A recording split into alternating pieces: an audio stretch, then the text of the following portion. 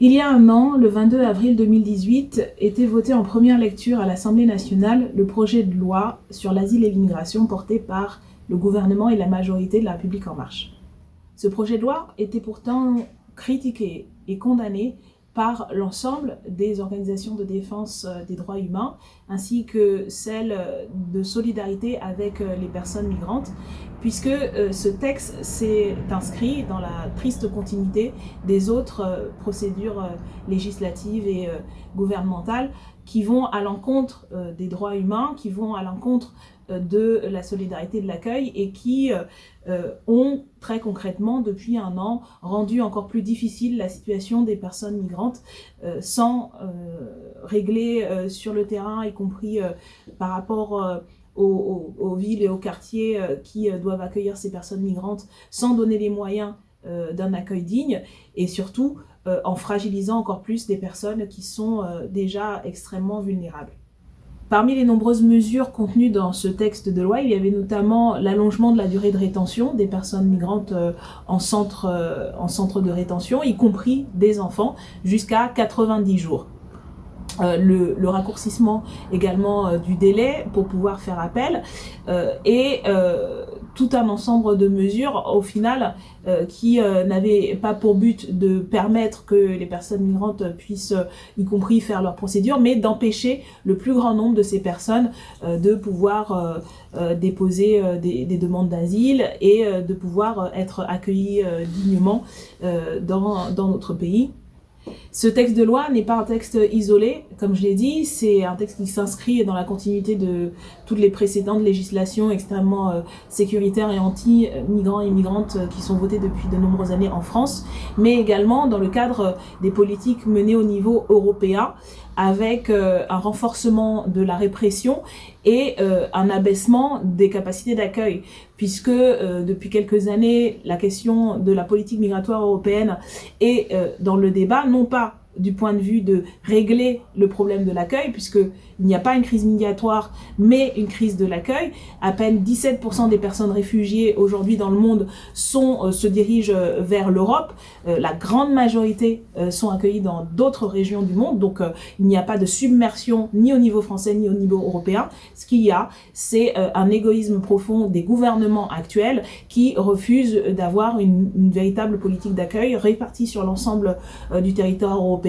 qui permettrait en vérité de pouvoir accueillir dignement toutes les personnes qui demandent aujourd'hui l'asile et qui souhaitent aujourd'hui pouvoir être accueillis sur le territoire européen. Ce à quoi nous avons assisté, c'est le refus de nombreux pays européens, dont la France, d'accueillir par exemple les bateaux qui sauvaient les migrants et les migrantes en Méditerranée, comme l'Aquarius, ce qui a amené les associations à ne plus pouvoir mener ces opérations de sauvetage, alors même que l'on sait que des centaines, des milliers de personnes meurent chaque année dans la Méditerranée, alors que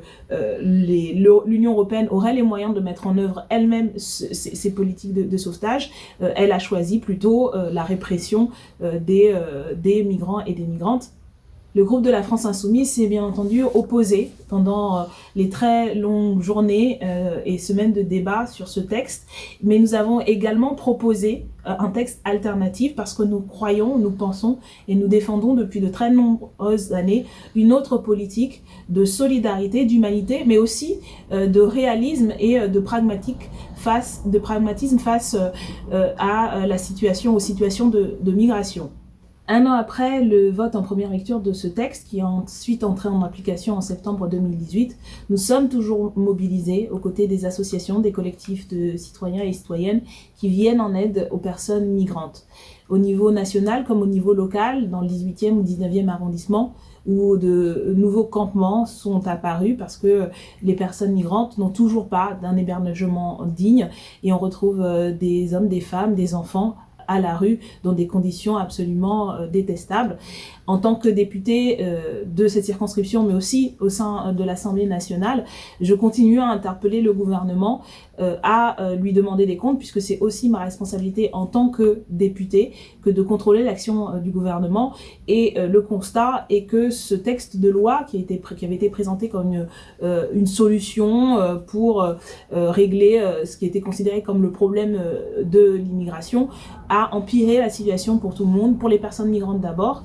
qui sont plus vulnérables et qui sont toujours aussi mal accueillies, et puis pour l'ensemble de la société, parce que tout cela, tous ces débats n'ont servi qu'à alimenter, légitimer les paroles de haine et de division de l'extrême droite.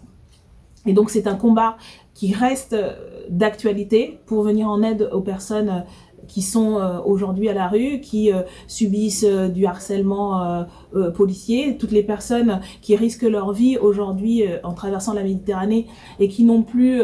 le secours des ONG, puisque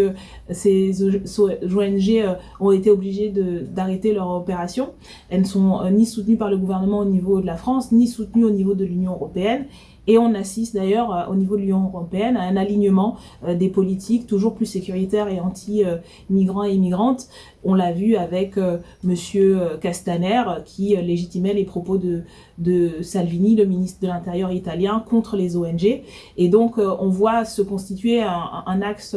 très problématique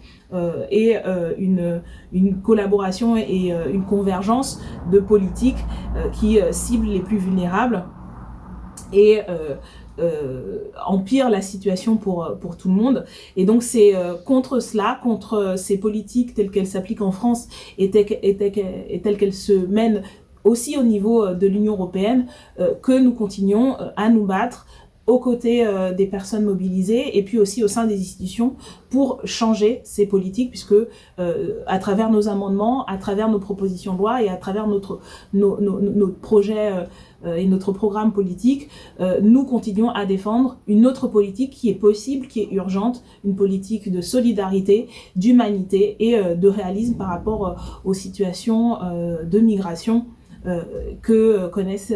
les personnes. Et pour nous, c'est un enjeu non seulement de principe, de solidarité, mais aussi de respect de nos engagements internationaux. Il est possible aujourd'hui de partager les richesses et